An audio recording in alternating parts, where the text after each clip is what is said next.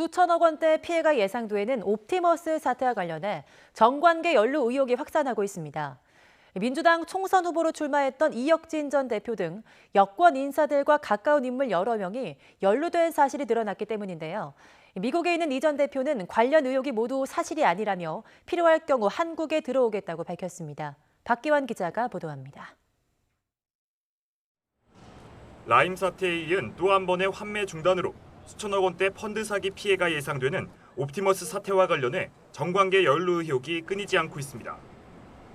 5천억 원이 넘는 펀드 사기가 그동안 금융당국의 감시망을 피할 수 있었던 건 정관계 인사의 비호 때문이 아니냐는 겁니다.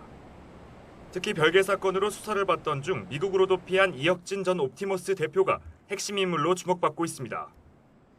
이 전 대표는 지난 2012년 19대 총선에서 민주통합당 서초갑 후보로 출마하고 대선에서는 당시 문재인 후보 선거 캠프에서 특보로 활동하기도 했습니다. 재작년 문 대통령의 베트남 순방 당시 수행단과 만난 사실 등이 드러나면서 정치권에서도 의혹 제기가 잇따르고 있습니다. 교민 사업가로 위장을 단시일 내에 할 수 있다는 것도 이상합니다. 금융감독위원장을 이렇게 일개 사업가가 대통령 순방한 자리에 동행해서 만나서 이런 자초지종을 다 얘기할 수 있다는 것도 이상합니다. 하지만 현재 미국에 있는 이 전 대표는 YTN과 통화에서 모든 의혹을 강력히 부인했습니다.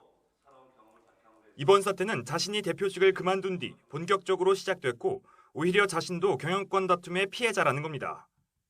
시기도 안 맞고 제가 뭐 회사를 지배했거나 어떠한 이해관계에서 전혀 지배 배척당했는데 강탈당한 피해자가 뭐를 내가 아쉬워서 그 회사를 위해서 일을 합니까? 말이 됩니까? 정관계 연루 의혹에 대해서도 자신이 재직하던 시기와 다르다며 필요하다면 한국으로 돌아오겠다고 밝혔습니다. 당연히 2017년 5월 달에 정권이 새로 바뀌었고요. 저는 7월 14일 날 회사를 그만둔 잘린 상태였거든요. 그럼 5월 달, 7월 달 사이에 무슨 일이 있습니까? 예? 만약에 제가 필요하다 그러면 언제든지 한국에 나갈 의향도 있습니다.